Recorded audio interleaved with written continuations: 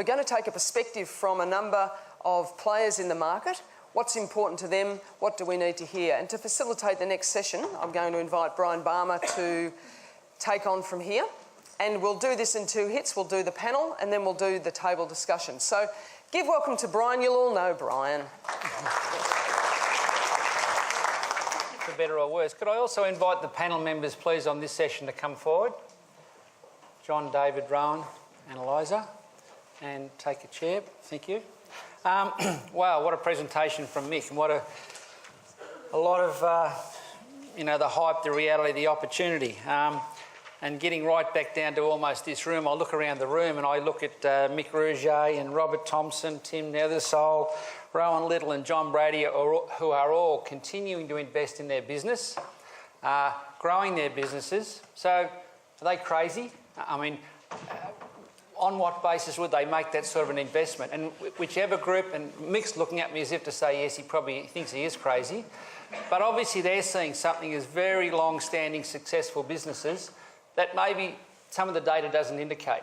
And again, if we get back down to, right back down to sort of the Victorian level, notwithstanding many of the opportunities and threats that Mick talked about, the reality is that 2 years ago we exported 50% more fruit and vegetables than we did the year before. And when this year's stats come out, again, there'll be a growth in exports. The domestic market is a separate issue which we hope to cover on this panel. What we hope to achieve in this session is a discussion on the opportunities and threats for the key horticultural commodities, and just look if we can get down to a level which helps the government make investment decisions about what's in the interest of those industries. We've actually assembled a fantastic panel today, and I'll introduce them in a couple of minutes, but we really need to make this an interactive session. There'll be an opportunity for questions later. I'll ask a few questions. Mick's already posed a lot, which I'm sure a number of the panel are keen to agree with or refute. I could see David Minnis shifting in his seat, and I could see John Brady thinking, well, hey, we're spending a lot of money. This is an international company, Kagome, on the basis of the opportunities in Australia.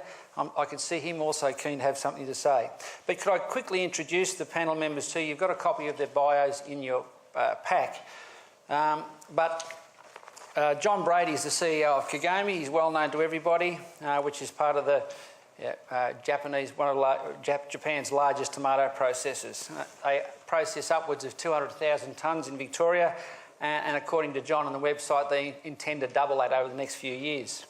Fully integrated company, right from seed to table.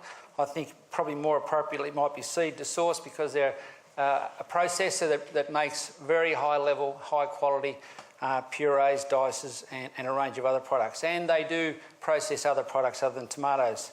Eliza Brown is the CEO of All Saints, excuse me, and has been manager of that business for the last number of years. After a successful business in advertising, she came back to the family property and has worked in all aspects of the business, and as of today she's CEO and managing a very diverse company.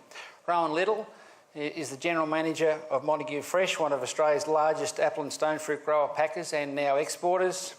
Rowan manages, in addition to other parts of the business, 5 of their own orchards, which includes all the production, packaging, processing and marketing of that fruit, both domestically and export. And David Minnis, last but by definitely no means least, is Chair of the Australian Horticultural Exporters Association. Sometimes forgotten that a lot of the export success is actually driven by companies that are exporters. Many of our growers and packers are also exporters, but still probably a majority of the fruit is actually exported by companies that are specialists in export. David trained professionally in horticulture and worked for the Department of Ag, the then Department of Ag, and then was a Trade Commissioner in Singapore, focusing on horticulture in Asia, looking at pack-outs, turnouts and assisting the horticulture industry.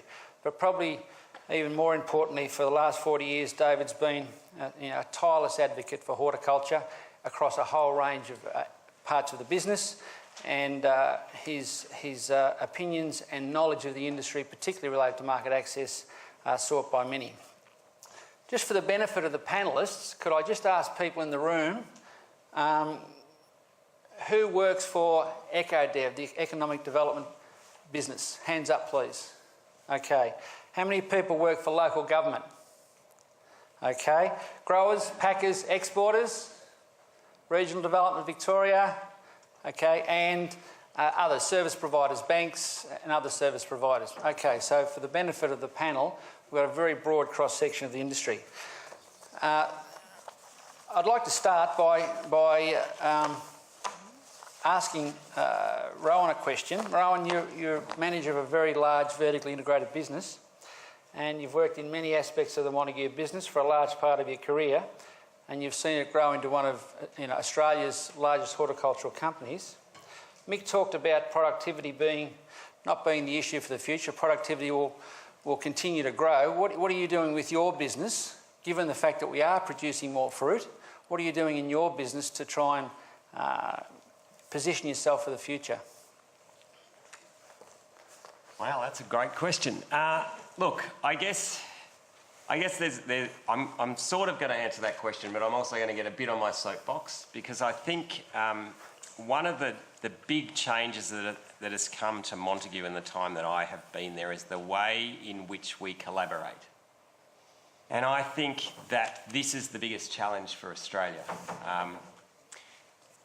We are all, as producers, fiercely independent, and we want to do everything ourselves. So if you go and meet with the growers, and the statistics are very clear in Australia, where most of the farm enterprises, particularly in horticulture, are individually owned and operated, and the grower wants to grow the fruit, pack the fruit, market the fruit. He wants to do everything himself. The success of Montague, and this is where I'm going to answer your question, both in the immediate past and we believe in the future, is about collaboration with growers. Because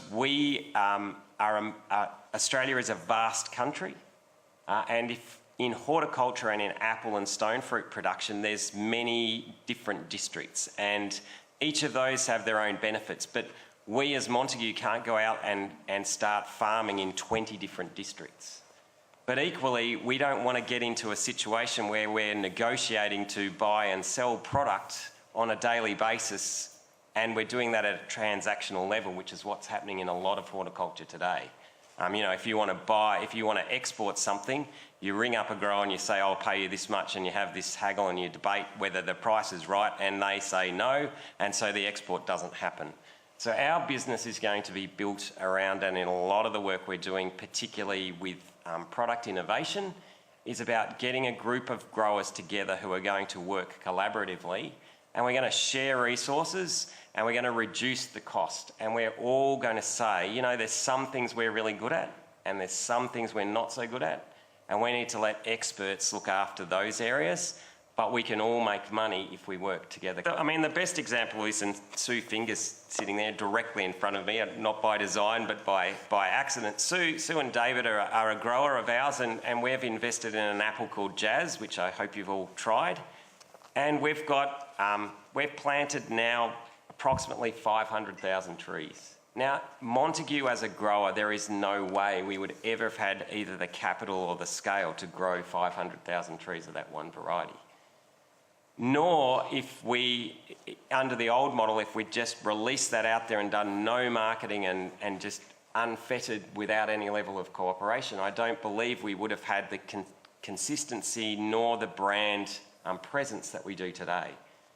So it's about collaboration, and it's about, I would think, and certainly ask Sue afterwards, I'm putting her on the spot, she would be able to say this is the new model of collaboration. And I think for the people who've come on board, it's proven that this model is being the most profitable for them, because it's taking out so much risk and giving them certainty. And that's what I think the future for horticulture is. We have to take out this up and down, one year you make profit, the next year you give it all back plus some.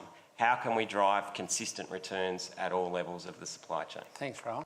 And moving on to Eliza, you've got arguably one of the best known brands in Victoria with 2 wine businesses. Where do you see the growth in your business, both domestically and export, in the future? I've got 2 different types of businesses, one that's retailer-led, and All Saints, which is consumer-led, because we 70% direct to customer. So I've got a foot in both camps and can see a lot of scope in the, and Rowan's right, in collaborating with other growers and looking at the direct-to-customer model.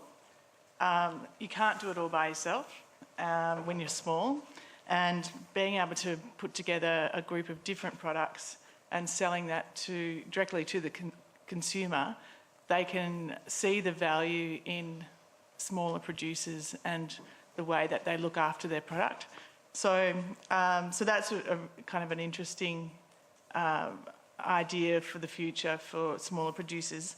For the bigger producers, like for instance Brown Brothers, really looking at online and export as opportunities. Online, I think, for the wine industry, we've been very slow and actually quite hopeless, to tell you the truth, at looking at all the opportunities for online. I think that wine, a bit like fashion, but fashion's done a really good job of selling online because there's millions of women who just buy clothes online without trying it on and get it delivered to their door, and they really can't be bothered to send it back because they think they'll fit into it anyway at some stage. It's a very rare thing to get a bottle of wine in the mail and send it back either. So I think for the wine industry, and I think horticulture, we've got a huge opportunity to build our brand as an agricultural product in online. And I think that's not only domestically, but overseas as well. Been doing a lot of work on how to get our product to Asia, direct to customer, rather than going in as a larger bulk producer. Sure. And we can command a premium price. So Good. Kagami took a big step a number of years ago and invested in Victoria in a tomato processing plant. Very successful business in Japan. What could they see that perhaps we couldn't see, and have they made the right decision by investing? I think they saw in Australia a southern hemisphere play. So we're in a counter-seasonal opportunity. Most processing tomatoes are grown in the northern hemisphere. And so we offered that opportunity. So when weather is bad in the northern hemisphere or there's been a poor yield, they saw this as a strategic play. And we're the only part of the business that's vertically integrated. So we're in, as you said in your introduction, designing seeds right through to now producing our own pasta sauces and pizza sauces for the QSRs and food service industry here in Australia and overseas. For me, the move has been to add value. We got to move from being in the agriculture business to being in the agri-business. And so for me, it's about downstream adding value. And that's what we've endeavored to do. For us, at least in our industry, we certainly had to move away from being a commodity because we'll never win on the commodity business. And you can buy 30 bricks hot break paste, which is a standard product, on the internet today, from California, from China, from Turkey, even from New Zealand. So there's no future in that business. In a high-cost environment like ours, we've got to seek other ways to add value, or indeed at the same time lower our costs, our input costs. And many of those are uncontrollable and are having a big impact, like water, gas, logistics, etc. What percentage of the business is export and domestic at the moment? It's really been driven by the currency. I'd like to think it was the attractiveness of our wonderful product. I'd like to think it was our great marketing, but it's not. When you get to Asia, you've got to be really commercial. We like to think that we've got a clean and green image, but so does so many other countries. And so I think we've got to be really practical and really pragmatic in our approach. And so it's about the currency. And so 4 years ago, we exported zero, even to our own company back in Japan. And this year, it'll be about 30% of revenue. Now, you don't make much money on that either. It's an outlet. I don't think we've understood exporting yet. We're still carpetbaggers, and many of our customers in Asia see us as carpetbaggers and see Australia. So they'll say, yeah, you guys are great when the currency's good, but when the currency goes the other way, we can't get it to return our calls. So we have a questionable and checkered past, and I don't think we've done a great job at actually understanding the consumer who consumes the food we send north of here. We send it into wholesalers and distributors and then think, well, they'll look after it. But actually, we haven't really understood exporting. I think we again are back in the agriculture where we're still living off the sheep's back. We put in a big ship and it goes overseas, and once we get paid, it's okay. David, we're talking about export, and you head up Australian Horticultural Exporters Association that accounts for a big percentage of the exports. In addition, you've been exporting yourself for 20 to 30 years. You know, what do you see emerging in export markets that we should see as good opportunities, but also potentially what are some of the flags that we need to be aware of? Fresh horticultural produce in the southern hemisphere, the seasonal fruits are the ones we've got the most advantage in. So, and it pays to look at statistics. If you look at the profile of fruit exports from Australia, 85% by value are in 4 fruits: citrus, grapes, stone fruit and cherries. All have their own season. You might, citrus has it, navel oranges, only available a certain period of the year. So seasonality is very, very important. In getting into the Asian markets, and they're the closest ones for us in terms of operating in the same time zone, they're not as close as they used to be because shipping companies have slowed down their ships to save fuel. If you slow down by 10%, you save 20% of the fuel. So we're taking longer to get to Hong Kong now than we did 10 years ago. But we still have an advantage over South America. They're taking 4 to 5 weeks. And we recently got a breakthrough in Japan with grapes. And one of the selling points was we can get seedless grapes to you in under 3 weeks. And that was the only thing that they were interested in because they'd had so many poor outturns out of Chile. And this year we did 150 containers as an industry into Japan, our first real season. So it's the seasonal products and it's growers' attention to detail that what is Asia buying our fruits for? They're buying it for sugar content. They're not interested in sour grapes. They're not interested in hard, woody nectarines.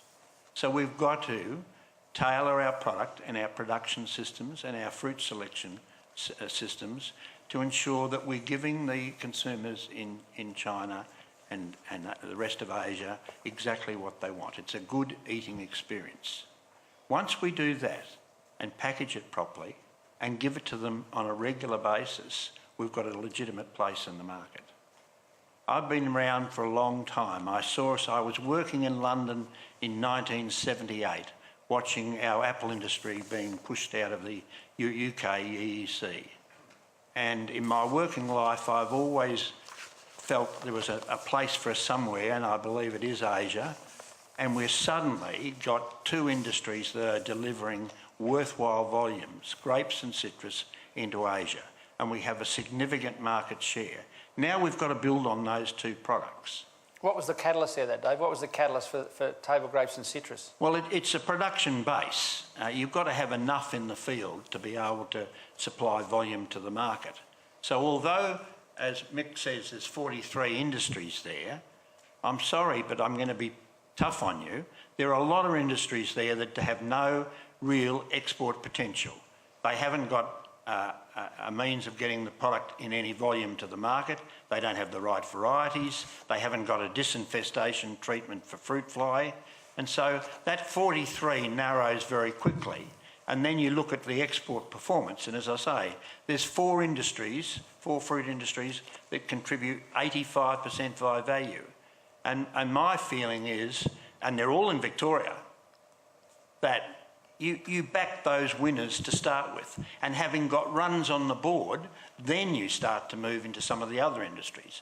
I can see avocados having a future in Asia, believe it or not. But we have to get them accepted as not a host for fruit fly.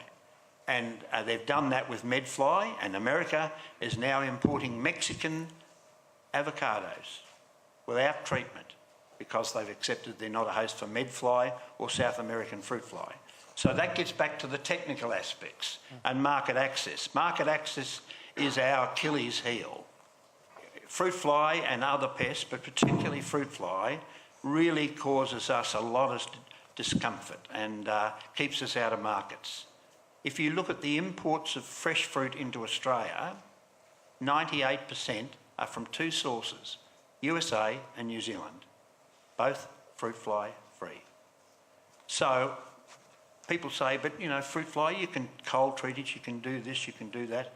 Yes, but it all involves extra expense and time.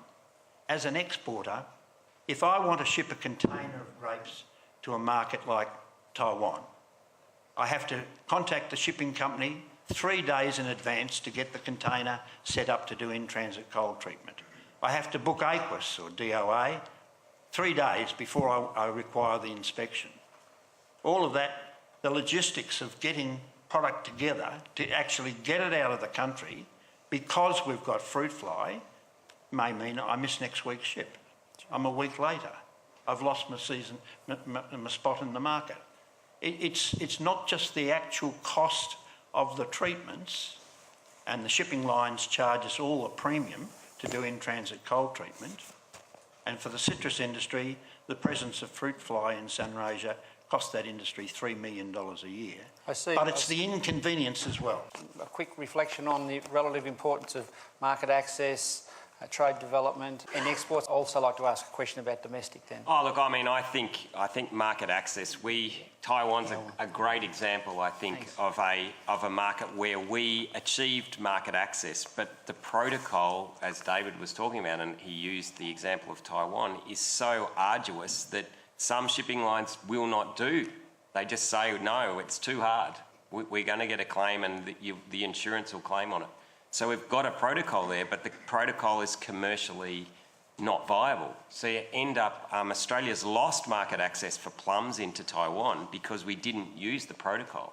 And so now you can't send plums there. We're going to have to start again for access. So I think the way in which we negotiate access, and we talk a lot about industry and government collaboration, there's this notion that says, oh, look, just negotiate access and then we'll change it from within. But experience tells us that when you try and do that, the industry can't maintain access because they can't ship anything. And if you don't ship anything, the country drops the access. Well, we've got an interesting little video we'd like to show you, which is Kurt Huang, who is manager of the Huijian market in Shanghai. And David was talking before about the success of table grapes and citrus, which was largely based around the opportunities that have emerged in China. And if we could just run this clip, it'll give you a bit of an idea from a market perspective about what are some of the key elements from the market side that Australia needs to concentrate on.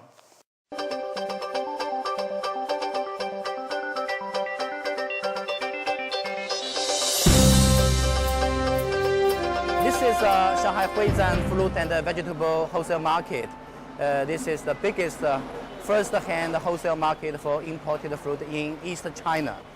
And this market is a new one. It was opened in 2013 in August. And this market is a much bigger place. It's 3 times the size of the older market. So there are more than 50 wholesalers here. And you will see fruits from all over the world. And it is traded in the morning. The buyers are mainly big wholesalers from this region, Yangtze Delta area, and also some buyers from those online stores, supermarkets. So this is the distribution center of imported fruit in East China. The major origin of fruit, first is Chile from South America, then second Peru, and other important origin including South Africa, USA, New Zealand, and Australia. Those are the direct imports. Australian fruit is very important to this market. The major item is citrus, oranges mainly. That's a big item in the summertime. And secondly is table grapes, mainly crimson seedless variety. And cherries from Tasmania is a popular item before the Chinese New Year. Mainland Australian cherry has the advantage to supply the market early. So in certain way, it can compete with the Chilean cherry by air. But the problem is the cold treatment make it impossible to ship by air. So I never see the mainland cherry through the legal way. Well, Australian fruit is expensive, so people expect higher quality. But actually, it doesn't always please the consumer in that way. So I think you still need to pay more attention to improve the quality. I think in general it's good. In general it's good.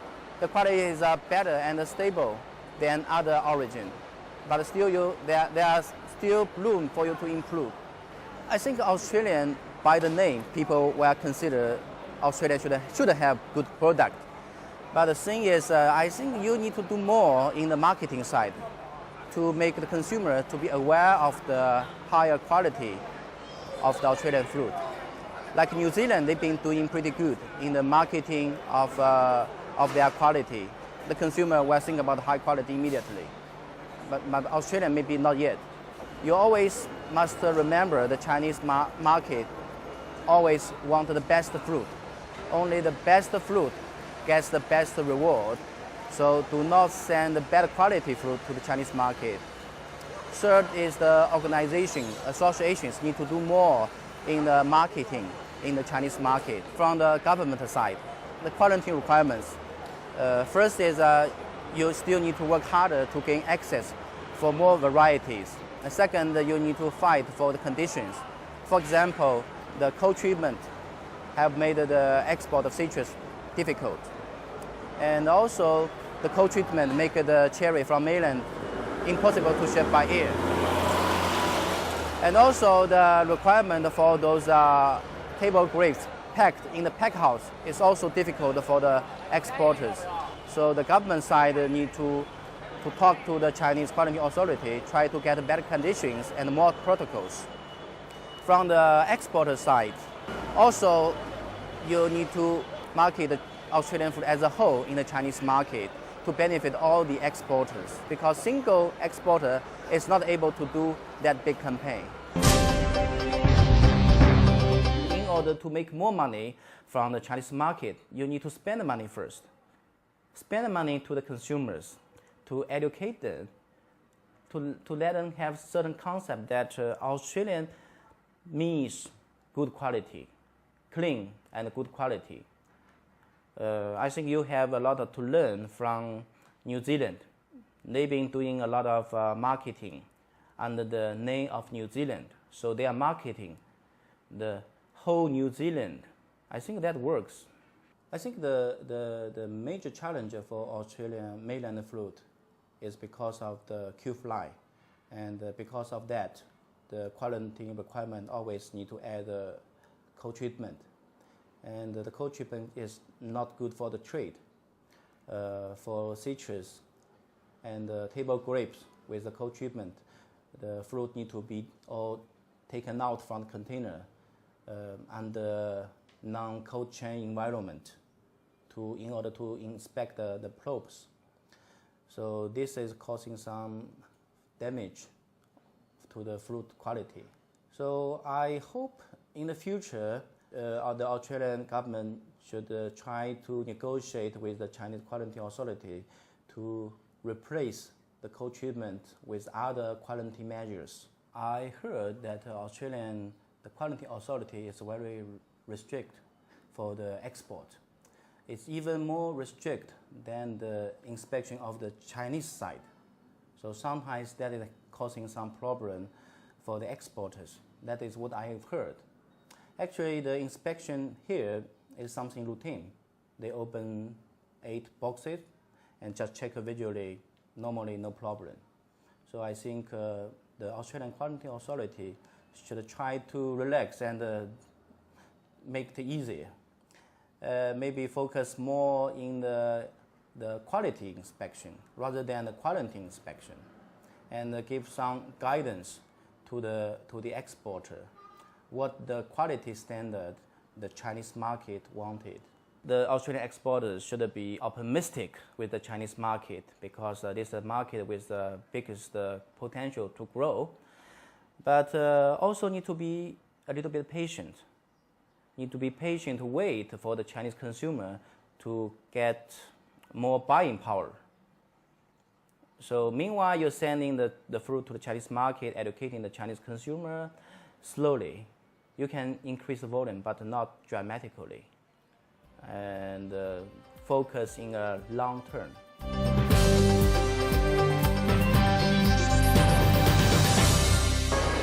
Okay, yeah, you put subtitles, I try to speak louder. I think that covered off on a lot of the issues that were mentioned in a specific area of export for fresh fruit, but I'm interested in Eliza's comments, how those sorts of things relate to the wine industry. You've said you're quite innovative in the way you're approaching the domestic consumer in Australia. What are some of your plans for export? Currently, All Saints is exporting to America and the UK, and usually both those markets are quite conservative in the varieties that they're taking, Chardonnay and Shiraz.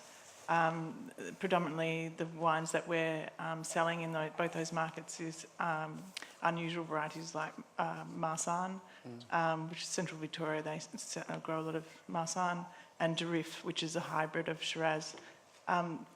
Also and growing, which is amazing, Muscat. So, which has been in decline for about 50 years.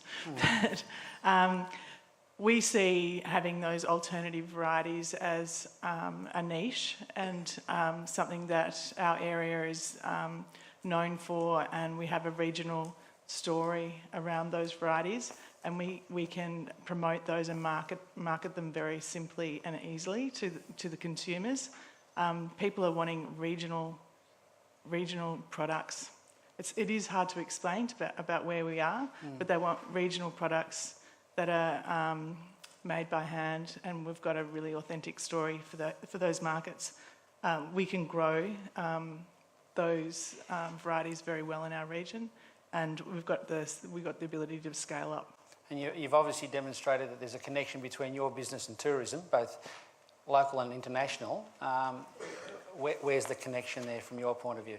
Agribusiness, I think, agri-tourism business, I think is a huge growth market. We had a delegation last week from China that the Victorian government brought over, and I could see how one of the Chinese delegates lay on the grass and lay there for about half an hour looking up into the blue sky. And we do that after we've had a few drinks, but we forget how lucky we are and how promotable our sky and our beautiful environment that we're living in every day, and we take it for granted. That's a huge money spinner, and we actually just have to be ourselves and show them our backyard to be able to get people onto the property and enjoying the experience. What do you see as some of the potential impediments to your business and in general horticultural business growing in Australia? The Victorian government sees a big opportunity for horticulture and is investing in additional R&D and market access work. But what do you see as the impediments to your business and more broadly horticulture? Government and an appetite for reform of policy, and policy that's relevant for today's agenda and for today's market. I can't leave this forum without talking about water. It's critical. And there's been an independent review of the 2007 Act. It's on the web. Senator Birmingham launched it in November.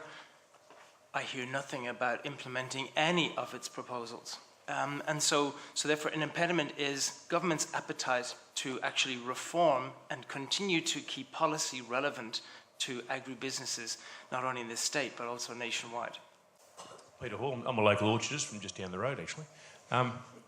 Rowan, I appreciate your comments about collaboration, and I see you do that on a business level. Do you think there's a possibility to collaborate on a national level in the same way, say, the Kiwis do it for growth into those export opportunities? And have you got any insights on how that might be achieved in Australia? Because I know us as farmers are quite disaggregated and quite independent, and you know that as well from your comments. Got any suggestions on how we can go forward into that export space? I'll try and be brief. Look, certainly I think the area of collaboration, if I take the industry I'm in, which is fundamentally export driven, which is stone fruit, apples to some degree, but stone fruit more so, the area where I think we need collaboration is at the technical level. So if you look at around the world, Chile or New Zealand or whatever, South Africa, at a technical level, they will have a work plan that they all work to. And it'll be universally applied over the shed, and they will self-regulate in order to get access to that market. We have this attitude. I mean, we tried to get access to China for stone fruit this year, and the opportunity was given, John Moore's here, for any shed to register. And this was as a trial shipment. And we just left the market to do it. And you know what? One block made it through the process to get registered to go to China. After trying to get access to China for as long as I can remember in the industry, when the opportunity was out there, we had no systems in place to get universality in how we went about that, and only one block passed. I think that's an indictment on our commitment to export, and I think we need to come together and say we are going to set in place these systems that are universally applied across our orchards and our pack houses. We're not going to worry whether there's a commercial advantage to this. This is about access, and we need to spend the money at a level to encourage collaboration at that technical level. I think forget about the commercial collaboration, let's just get the technical side done. Well, look, the Federal Department of Agriculture is understaffed at the moment. There's no doubt about that. They've lost some people and they haven't replaced them. The AGWA, and bear in mind I'm an active exporter, I carry this role as chairman in a pro bono basis. We went to see the Minister and we pointed out that we were unhappy with the department. We didn't think they had enough staff to do the job properly, and they said that they would remedy that situation. I've recently written to the Minister about the stone fruit situation. The stone fruit industry hasn't had a new market for 20 years. How do you expect us to grow? It's all very well signing all these bloody FTAs. We can't use them. So get your act together. And I believe that to some extent, given the impasse that we've got at the federal level, it needs to be driven by the states with the most interest. Victoria's one of those, and I think they need to grab the cudgel and start doing some background work. At the end of the day, the feds have got to be there at the table. They will sign the new protocol. But it's important that they sign a protocol that we can all use. There's no point in signing a protocol, yes, done that, plums to Taiwan, but we can't trade. As a member of Barnaby Joyce's Ag Industry Advisory Committee, I'm not asking you to talk specifically about that issue, but I mean, do you see that as a forum where the states and industries have got a voice, and do you believe that the Minister and his department are listening to that advisory committee? Oh, absolutely. Look, going onto the committee, I felt sceptical about it, and probably everybody in this room feels probably a bit sceptical as well, but sitting there with the group of people advising, we've got a really good ear, and they know the problems and they know the issues for us to prosper, and they're trying as hard as they possibly can to get a piece of the pie. Agriculture should have a much bigger piece of the pie than we're getting, and everybody's trying to fight for more money, but they've got to try and find savings as well to be able to run that ministerial area. So, sure. I was just going to say more about the collaboration. I mean, one of the things that came out of Mick's presentation there this morning was about all the different voices of horticulture, and how do we get that one voice going into all those debates? I mean, all the 43 different organisations. Dairy Australia have really pulled together, and they've got one voice talking about dairy industry, and they're doing such an amazing job. And since they've done that, their marketing materials, their presentation, their exports have incredibly improved. But even just the general group of dairy farmers, when you talk to them, they feel really proud of that brand. And having a lot of associations, you just can't get a common voice. And I think they've done a really good job. Could I ask you all to thank what's been a fantastic panel in a very interesting but very diverse topic?